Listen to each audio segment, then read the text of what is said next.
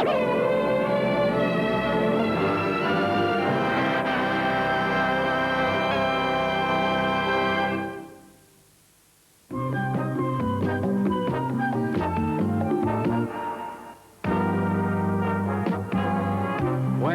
an irresistible force such as you meets an old immovable object like me, you can bet as sure as you live, something's gotta give, something's gotta give, something's gotta give.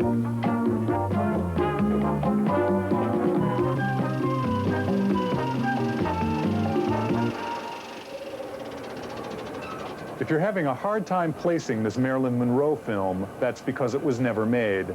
I'm Henry Shipper for Fox Entertainment News, and this was our idea of how Monroe's last unfinished film, a bedroom comedy called Something's Got to Give, might have opened had it ever reached the screen. It didn't, because Monroe was fired after 8 weeks of filming, here on stage 14 at 20th Century Fox. She was sacked for what the studio described as spectacular absenteeism, and it was hinted for drifting through her scenes in a depressed and drug-induced haze. 2 months later, Monroe was found dead, an apparent suicide at the age of 36. Her death seemed to validate the studio's version of her professional slide, and it's been accepted ever since that her work on Something's Got to Give was a sad finale to an otherwise spectacular career, better left forgotten and unseen. What is little known, however, is that 20th Century Fox liked Monroe's work enough to rehire her to finish the film shortly before she died.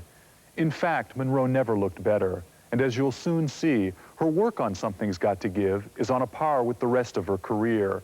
Funny, touching, at times superb. Monroe's performance in this film has never before been publicly shown. The negative for most of the footage was either stolen or destroyed shortly after she died, and it wasn't until 1982 that a faded print was discovered by accident in a cluttered warehouse on the 20th Century Fox lot. These 8 boxes contain nearly 6 hours of unedited scenes from Something's Got to Give.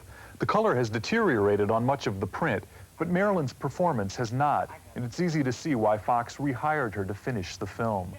The fact that she never did makes these raw fragments that much more fascinating and valuable. The footage you're about to see paints a portrait of Monroe during the final months of her life, struggling with depression and fear, but also working hard as an actress and lighting up the screen like only she could.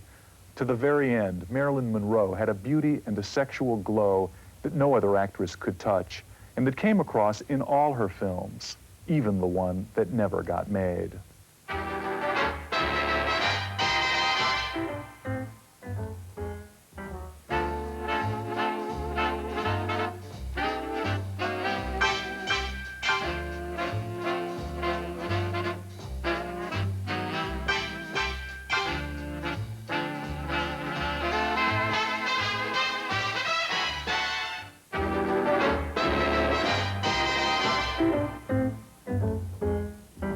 These costume and makeup tests were shot on April 10, 1962. Marilyn Monroe, the sex symbol of the 1950s, was 35 years old. She'd been puffy and overweight in her last few films, but Monroe lost 15 pounds before the start of Something's Got to Give, and looked better than she had in years. She was like a goddess. She was so, her skin was white, it was perfect, it wasn't, you know, and she looked just absolutely beautiful.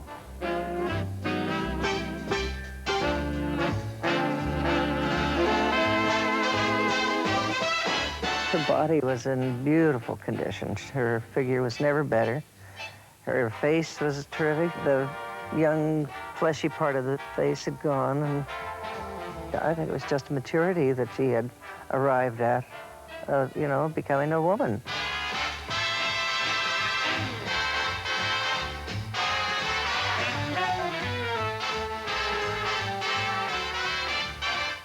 Great, great. And she was very happy. She was really, she didn't have to perform. She just had to look great. And she did. I thought we were in. I really did. Looking good had never been a problem for Marilyn Monroe, The trick was getting her on set and in front of the camera. Intensely insecure as an actress, emotionally, physically, at times mentally fragile, Monroe had caused enormous delays on her recent movies by avoiding scenes, arriving on the set hours, sometimes days late. You mean about getting here on time? Yes, I was punctual. Oh, you were punctual. Does this mean you've turned over a new leaf? I hope so. You're going to be prompt from now on? Yes. Monroe herself told friends she was psychologically incapable of getting anywhere on time, and punctuality, it soon became obvious, was still a problem, along with more serious maladies. The morning after these exquisite tests were taken, producer Henry Weinstein found Monroe in her newly purchased Brentwood home, in a barbiturate coma. This whole thing frightened me, of course, and I realized that she was even more unstable than I was led to believe. And I went to the studio and reported this and said, I don't think you can go on with the picture. And they said, no, it's okay, we'll go on. If Monroe seemed on the verge of a breakdown, so did 20th Century Fox. The once proud studio was teetering toward bankruptcy, reeling from losses produced by this film.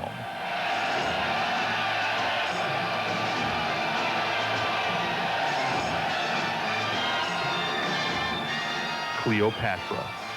2 years in the making on location in Rome, with an out-of-control budget and another frequently absent, notoriously difficult star. Initially pegged to cost $5 million, Cleopatra, with Liz Taylor and Richard Burton making love and war on and off the set, would eventually cost an unheard of $30 million to produce. So dire was Fox's financial condition that the studio was forced to shut down its commissary, stop watering its lawns, and pull the plug on all its productions except one. All right, camera. Something's got to give. There was only one reason Fox was determined to make the movie: Marilyn Monroe. Though her last few films hadn't done so well, Monroe's name still represented at least the possibility of box office magic, and Fox was desperate for a hit. Besides, Fox could get Monroe on the cheap. The actress owed the studio one last film on a 1956 contract, a contract that gave her the bargain basement salary of $100,000, 1/10 of what Fox paid Liz for Cleopatra. The bargain, of course, was only a bargain if Monroe showed up with reasonable frequency on the set. For the first week, she didn't show up at all, calling in sick with sinusitis and a virus that the studio wasn't sure was real or imagined. She was homesick on April 24th, the day the Shah of Iran paid a visit to the 20th Century Fox lot, mingled with the stars, and dropped in on the studio's only active production. It's an interesting backstage tour for the handsome Shah and his beautiful Empress Farah, topped off by a look at a rehearsal of a scene for Something's Got to Give. Sid Charisse and Steve Allen are the principals in the rehearsal. The star the Shah really wanted to meet was Marilyn Monroe, but when producer Weinstein went to Monroe's house to pick her up, she resisted on unexpected grounds. You gotta come. You must do this, Marilyn. No, this has nothing to do. We're not going to shoot you. There's no trap. You have to do it. She said, well, I don't know whether I can. I said, why? She said, I don't know what Iran's relationship with Israel is. I said, no, Marilyn. Weinstein quickly placed a call to this Hollywood synagogue and put Marilyn on the phone with Rabbi Max Nussbaum, otherwise known as the Rabbi to the Stars. And the rabbi said, no, we have very good relations with Iran, and it would be very good indeed if you showed on the set. So I was able to take it to the set, now with the rabbi's blessing, and I became a hero. Weinstein would have been a bigger hero if he'd been able to get Monroe on the set for work. 2 weeks would pass before she clocked in on April 30th for the first time. No. Despite a fever of 101 and a sore throat that kept her from reading many lines, Monroe was well prepared and ready to work. She spent the day emoting silently, doing take after take of this scene, in which she plays a mother for the first and only time since becoming a star.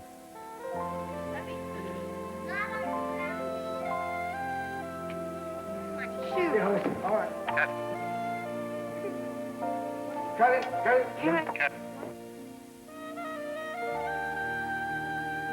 Here she sees her children after a separation of 5 years. Watch as Marilyn takes her time, feeling her way through the emotions of the scene.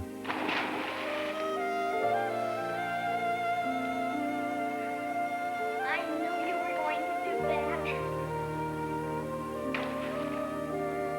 Horatio, go.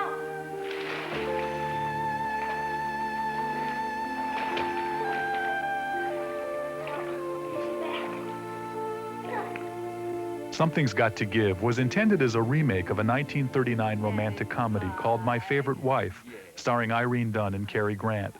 The character played by Dunne and Monroe has been lost on a tropical island for 5 years. Marilyn returns home on the day her husband, played by Dean Martin, remarries. Sid Charisse is his new bride.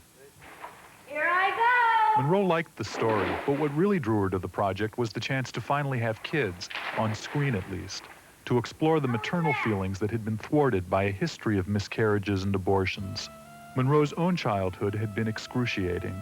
Abandoned by her father, her mother confined in a mental institution, Monroe grew up in foster homes, 12 of them by the time she was 14. She played these scenes from Something's Got to Give with a vulnerability and a tenderness that seemed to draw from her own orphan-like past. You don't remember me, do you? No. I do. Don't pay any attention to her. She's crazy. Are you going to stay long? I don't know yet. Would you like me to? I don't know where you would sleep.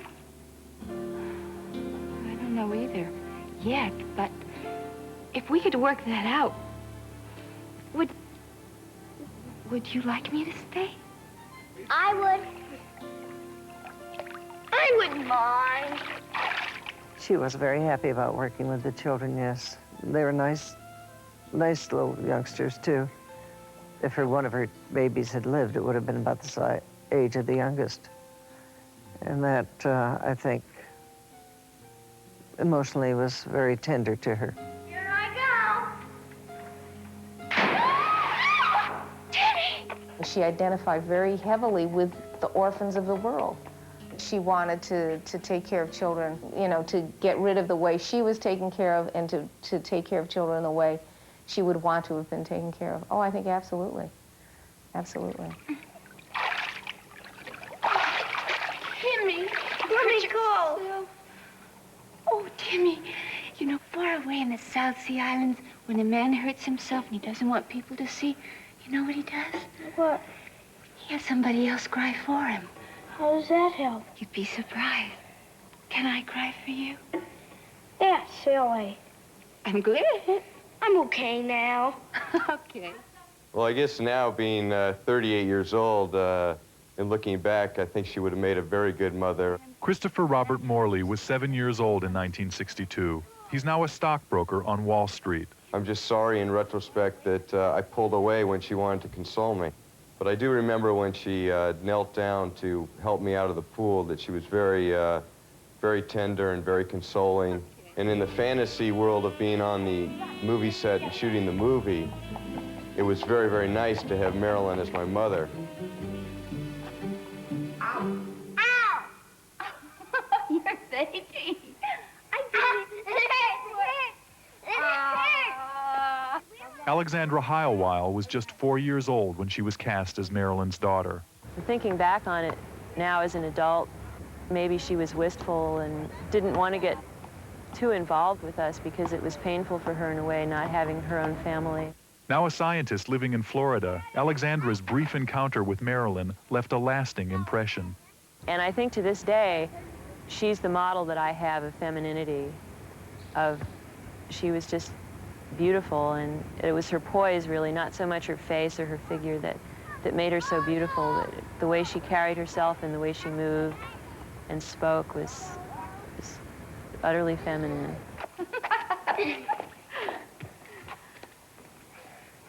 I used to come to see your mommy, too. She drowned. You ever think about her? Once a year I do. Once a year I do, too. Only once a year? We take flowers to church on her birthday with Daddy. You put those flowers under that window? Which window? Doesn't she have a stained glass window there or something? Oh, that one. I think so. I forgot. Daddy said we're going to get a new mommy. He does, really?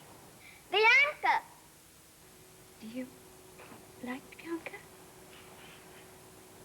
So many people are afraid of being vulnerable.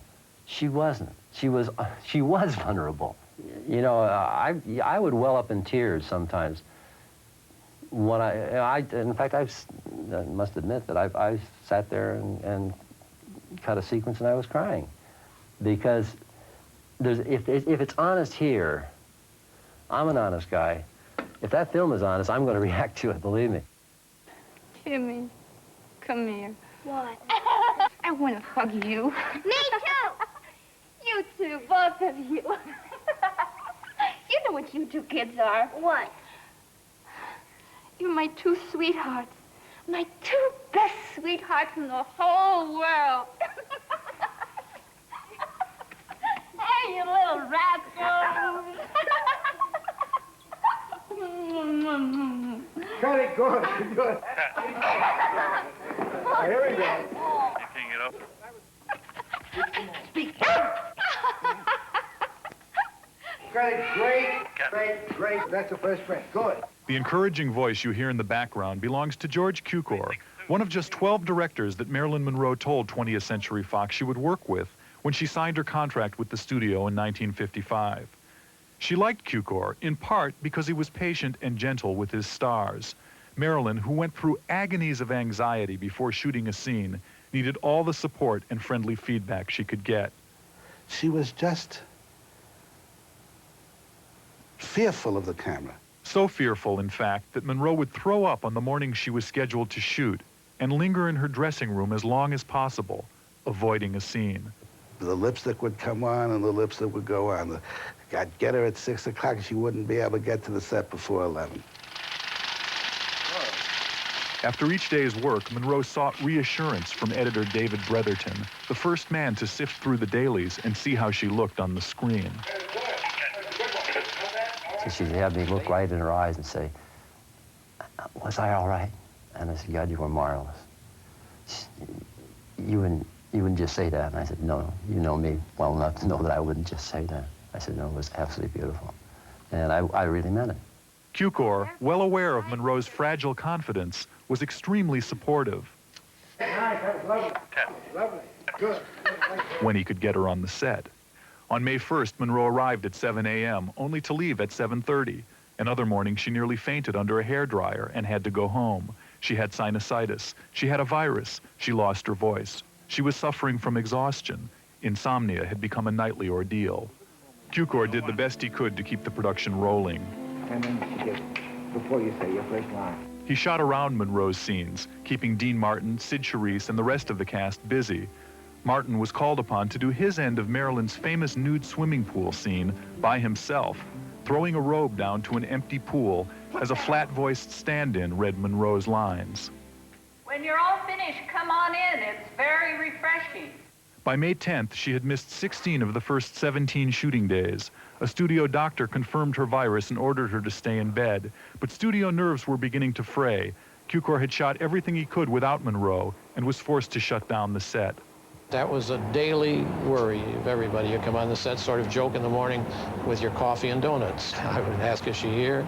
Even before we started, the big question was whether Marilyn Monroe would show, whether she was really up to and willing and wanting to participate in making a movie.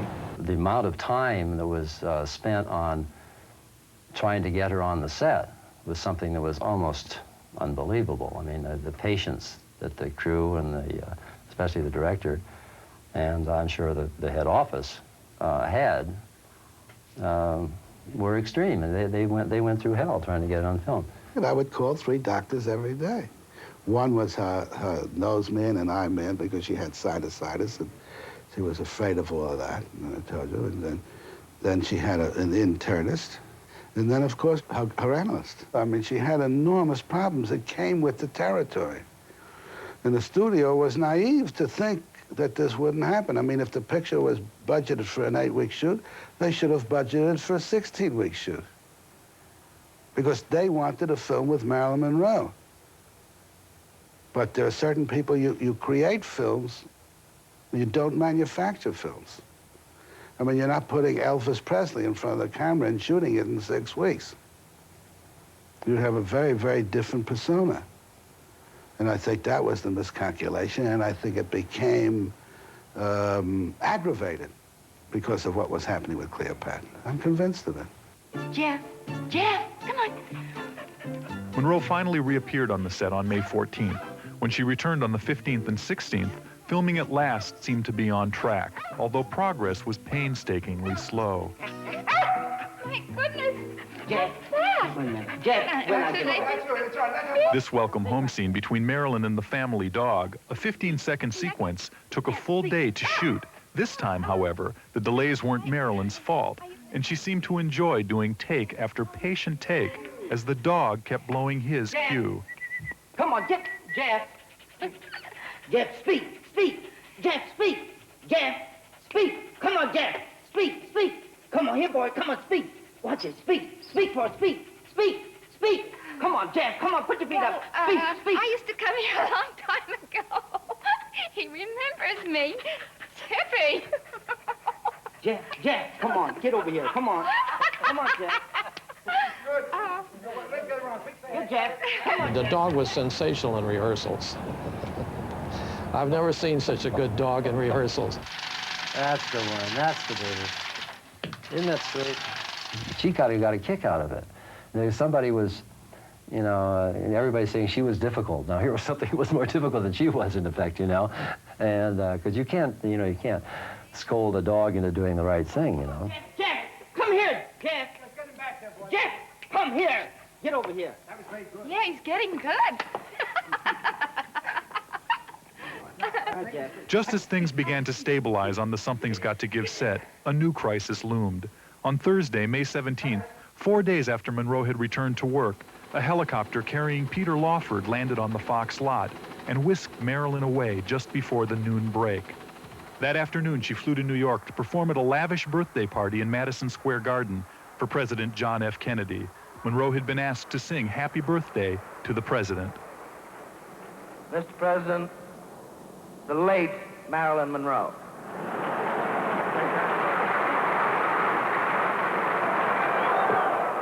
Fox executives were beside themselves. Studio chief Peter Levathes had personally ordered Monroe not to go.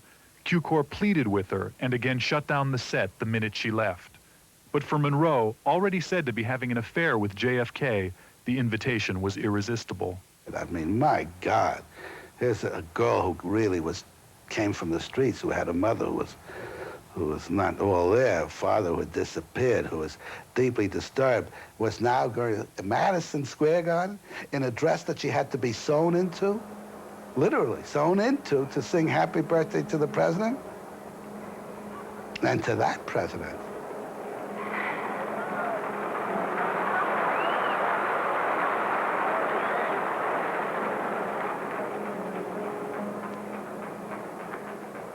Happy birthday to you. Happy birthday to you. Happy birthday, Mr. President. Happy birthday to you. Everybody, happy birthday! Cukor was angry. The studio was angry. There was a feeling of resentment, you know, that everybody had been patient enough and trying as hard as they could for Marilyn, and then to do this. My memory, just remember being with Cukor at the time, was that we were both astonished that she had gone and angry. Cukor particularly was angry. You know, he was starting to feel, I think, a kind of helplessness in the situation, that regardless of what he did, regardless of what the studio said or something, you know, she was going to get her way. When Levathes fired Monroe 3 weeks later, he used this trip to New York to justify the action. But studio records, including this daily log sheet for Something's Got to Give, suggest that Monroe had permission to make the trip, and that Fox changed its mind when filming fell behind schedule. Oh, no, we knew a couple of weeks in advance. No, we knew. Well, I didn't see written permission, but we all knew she was going. She did have permission. Everybody knew she was leaving. And they were going to shoot around her. They were very upset. And so was I, and that was stupid. And had I been more experienced, I said, Marilyn, I'll go with you. We'll get more publicity for the picture, which would be the natural thing to do. I should walk with a sign saying, you know, something's got to give, instead of worrying about whether she's gone or what the studio thinks. And I mean, immediately the studio should have been alerted. We should have had our own cameramen there. With her and the president, she's running back. I mean, that's what you would do, instead of, how could she go?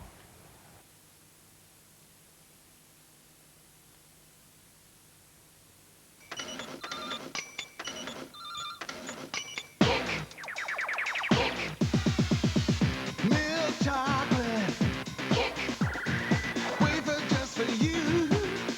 Kick. Let the best. Crisp and crunchy. Kick. Raspberry ice cream too. Get a kick out of life. Kick. Get a kick out of life with kick. He comes from Potter's Bar. He's no movie star. Eyes all wrinkled and lined. He's not hip. No He-Man, but he's mine. Show your love for someone with new Free Choice from Kraft.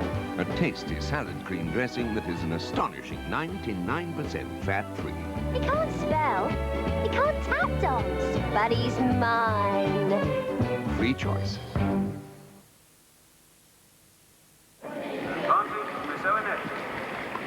What?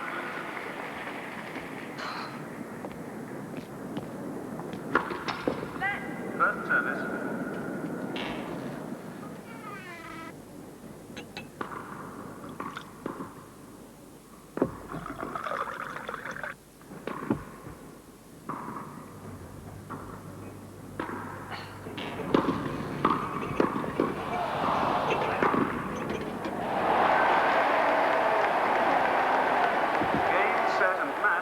Robinson's barley water. Anything else just isn't tennis.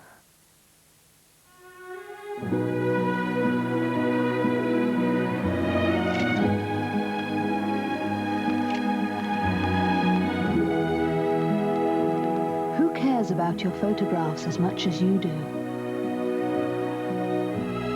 Who cares that if you want advice, there's someone there to help? Who cares enough to check each and every print by hand? And who cares that you might need them on the hour?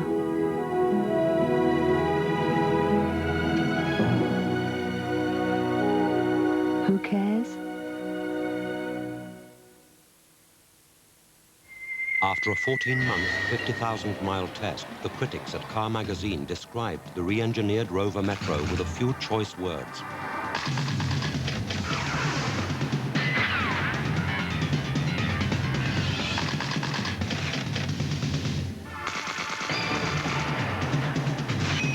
Metro. It's the only small car good enough to be called a Rover. For more details, call 0800 52 1020.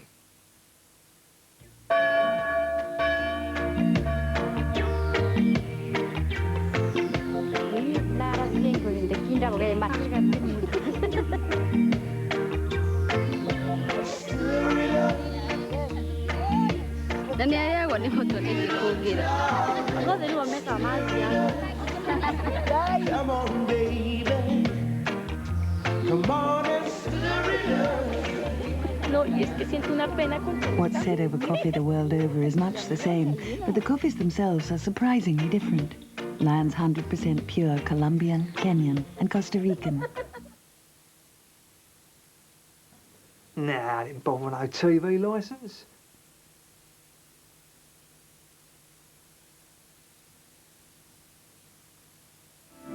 Marilyn Monroe returned from President Kennedy's birthday bash in Madison Square Garden on Monday, May 21st. As Q-Corps feared, the trip had exhausted her, so much so that she couldn't shoot close-ups and spent the day doing retakes of this scene with the kids. I got sand on my foot. All right, let's get it out. Now that's good. I'd like to do one more. Things worsened the next day when Dean Martin turned up with a cold. Monroe, still trying to shake her virus, refused to work with him, despite assurances from studio doctors that he wasn't contagious. Cukor could do little but spin his wheels. The day was spent reshooting earlier scenes. As tensions heightened on the set, Monroe's insecurity and paranoia likewise rose. She had a blonde extra removed, simply because she was blonde, and she called Weinstein one night with a bizarre complaint. Sid Charisse, Monroe said, was patting her breasts. Man, how do you know I haven't seen you on the set in days? And I said, furthermore, we're shooting her in a negligee. How do you pad the breasts? She said, you're naive. You do it from underneath the breast with tape. I said, oh, that's interesting. I didn't know that. I said, but if you think that I'm going to tell Monsieur Charisse that her breasts are too big, you're mistaken. She said, okay, then I'm going to pad mine. I said, those lovely breasts you're not going to pad. It would be criminal.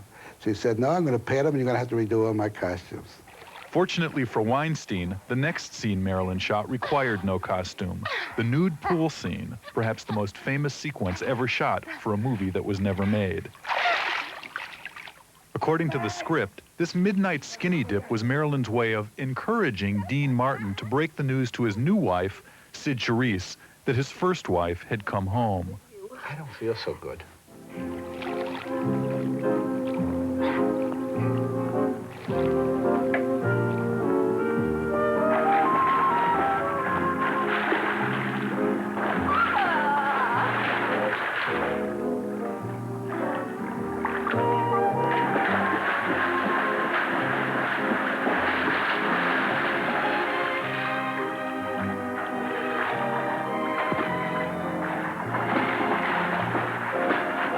Get out of there.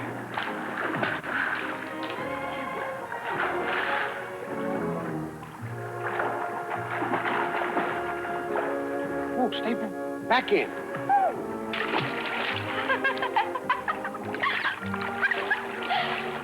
Come on in. The water's so refreshing. You know, after you've done you know what. Monroe began the scene wearing a flesh-colored bikini, but when a cameraman complained that the line of her bra was visible, she slipped out of the suit and did the scene au naturel. The effect on stage 14, indeed the entire Fox lot, was electric. Incredible. I mean, the word got around that Marilyn was swimming nude. And we kind of closed the door. I mean, we would have had half the studio there.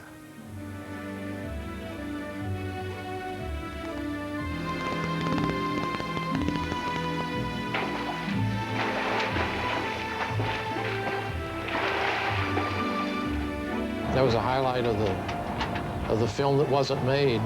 Marilyn would be love to do that, and I think it showed. If I remember the rushes at the time, there was no pressure. I mean, that's something she could do. Take her clothes off, go in a pool, and come out. There isn't all of that mental strain of playing a scene with someone. I had the robe, and when she finally came up, like, put her arm, look out of the pool and put her arm over her boob to hide it. And she made me get right by the camera all the time like he is right now, and if I could see anything I shouldn't see, say so. And she wouldn't, let him print the scene. Monroe knew that her skinny dip, the first true nude scene by a major star, was likely to cause a media sensation, which is apparently just what she had in mind. When photographers who shot these stills asked her to release them, Monroe casually consented in exchange for one promise, that they knock Liz Taylor off the magazine covers of the world. That they did. Within weeks, the photos appeared in 32 countries, a kind of last hurrah for Hollywood's greatest cover girl.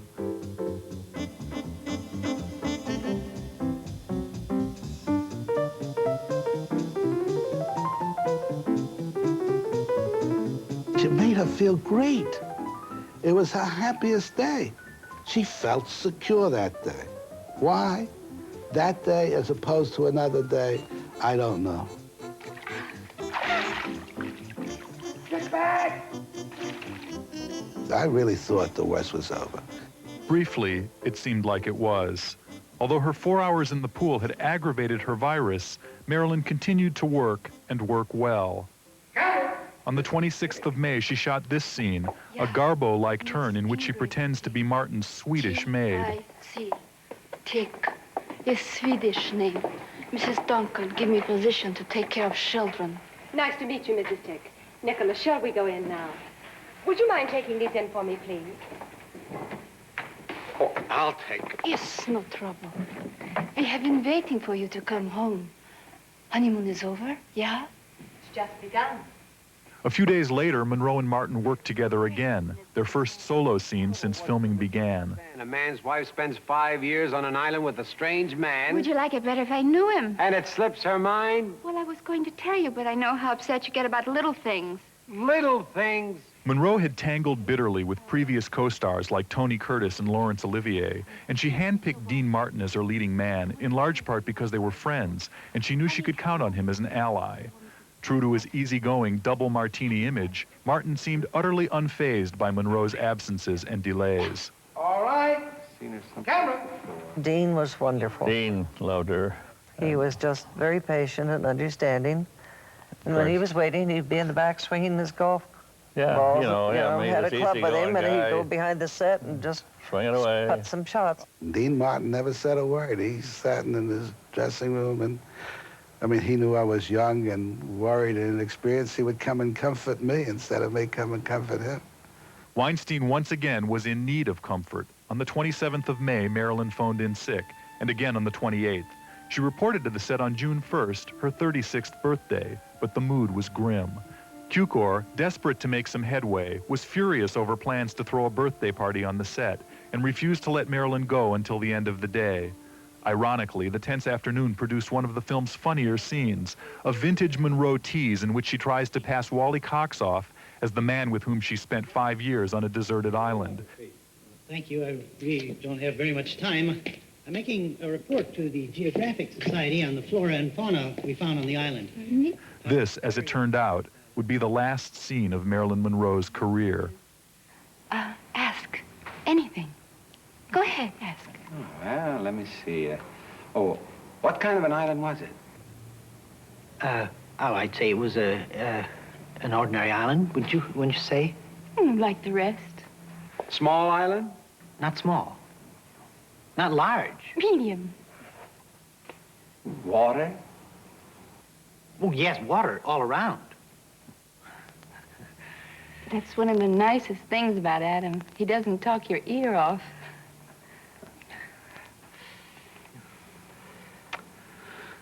Well... Is there anything else you'd like to ask? No, I don't think so. I've got a good, clear picture now. When should I be running along?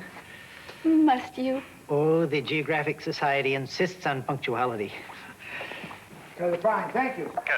All day long, birthday flowers and bottles of champagne arrived for Marilyn.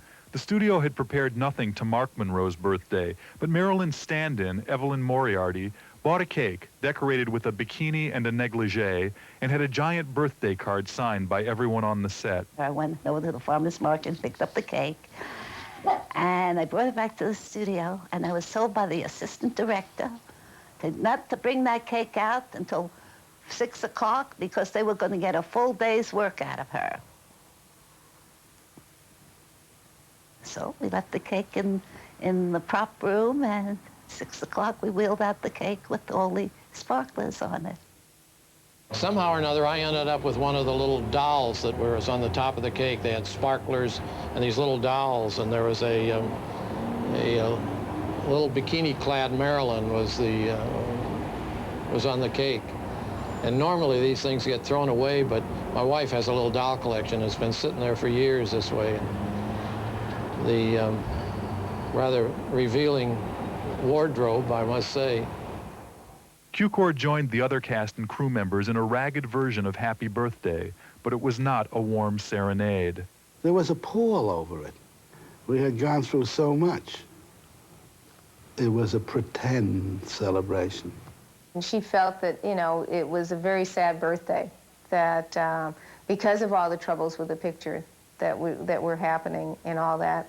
And she always looks at that photograph where she's, I guess it's on the set, and she says, you know, I may be smiling, but my eyes are dead, you know, because she wasn't smiling on the inside. It wasn't working. You know, they would probably thrown it at her if they would have been honest. Wearing a mink beret borrowed from the Fox costume department, Monroe left the Strain gathering with Wally Cox. Over objections from the studio, she went to an Angel game to throw out the opening ball at a muscular dystrophy benefit. It would be her last public appearance before she died.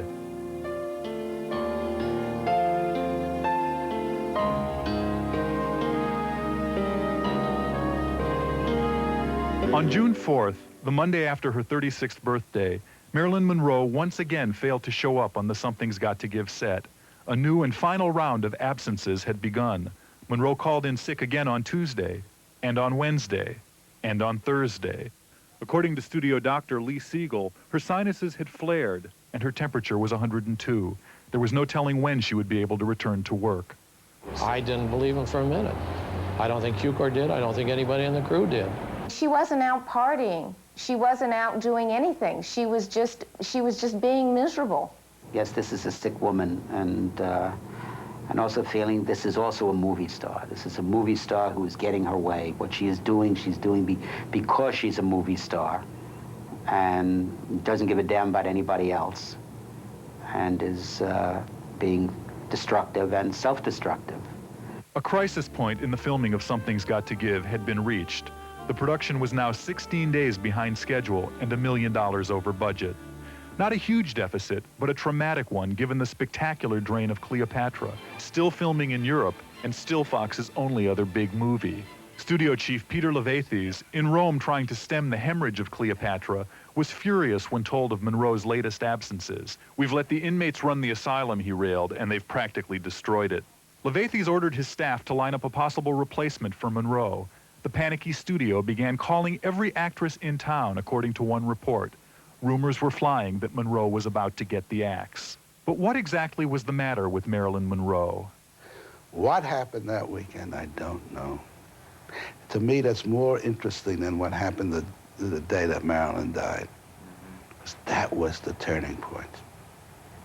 I think she was just depressed. I mean, it wasn't like she didn't want to do it. She wanted to get the film done. She didn't want to be fired. She was just in a terrible place by this time. There was something desperate and mysterious about Monroe's actions. On June 5th, she reportedly tried to discuss Something's Got to Give with Levathes' boss, 20th Century Fox president Spiros Skouros, even though he was recovering from surgery in the intensive care unit of a New York hospital. On June 7th, Monroe visited a plastic surgeon. She'd been taking too much medication, she said, had fallen in the shower and bruised her face. That same day, emergency calls were placed to Monroe's psychiatrist, Dr. Ralph Greenson, who was vacationing in Switzerland. Greenson flew back to Los Angeles that night and gave the studio a guarantee that Monroe would be on the set and able to finish the film by Monday. May I start again? But it was too late. When she failed to appear on Friday, June 8th, Levathes fired Marilyn Monroe. Punctuating the action with an exclamation point, he ordered his lawyers to file a $500,000 breach of contract suit against the actress that same day. "We can't afford to have her and Cleopatra, too," a studio official explained. Monroe was stunned. She was terribly upset that she couldn't believe that the studio had fired her. That was very difficult to accept.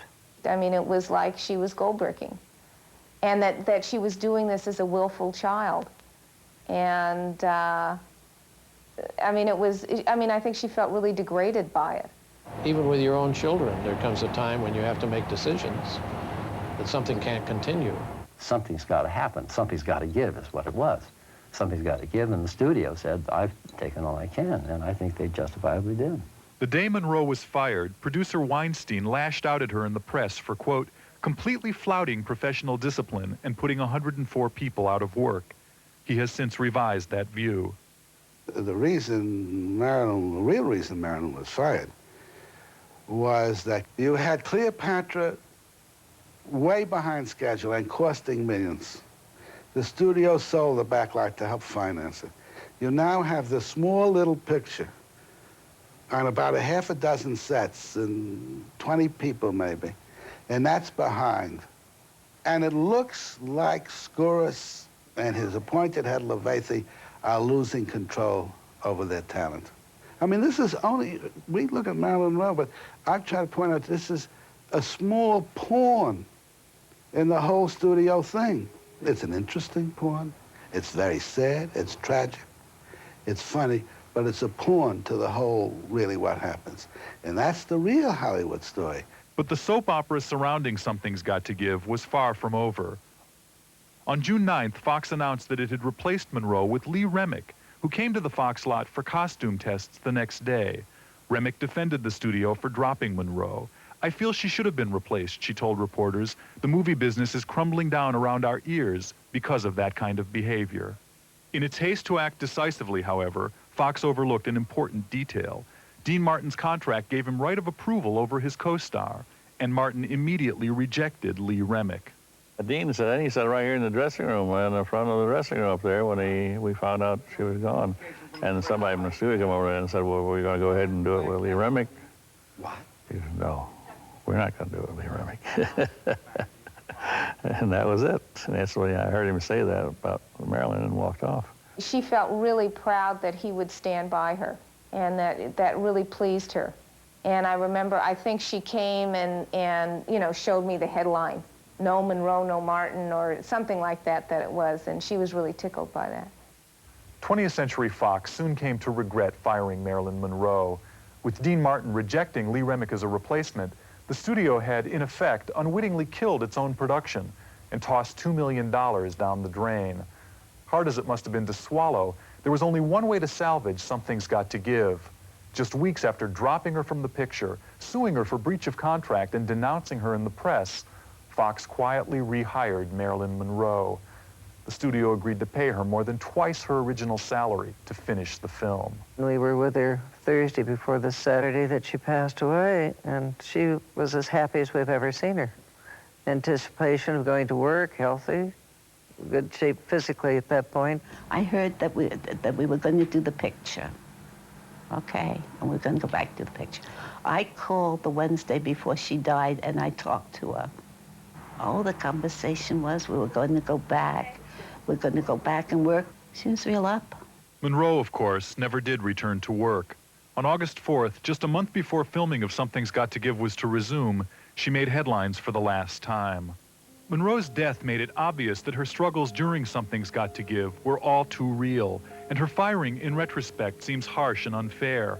Without a doubt, she was a problematic star, struggling with sickness and at times crippling fears, an actress whose appeal came from the same mix of beauty and pain that made it so hard for her to work and ultimately to live. But Monroe was also a scapegoat for Hollywood's dying studio system, a system accustomed to assembly line creativity and absolute control over its talent. Monroe was not an assembly line star, and her struggles were something the studio bosses could neither tolerate nor understand.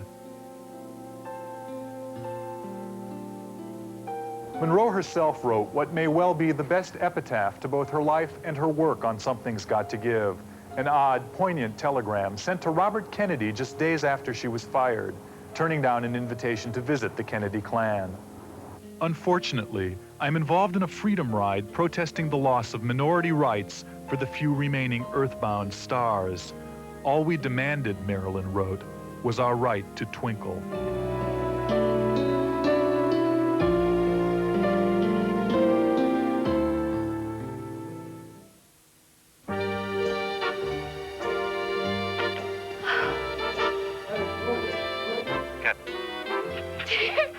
My goodness.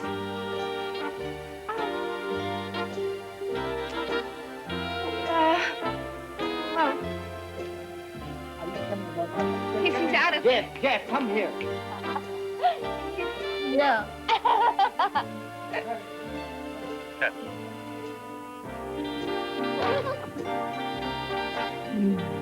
Aren't you ashamed of those suspicions you had about me? Good, thank you. Did I stay? Beautiful. Then, would I be running along? Oh, must you? The Geographic Society is nuts on punctuality.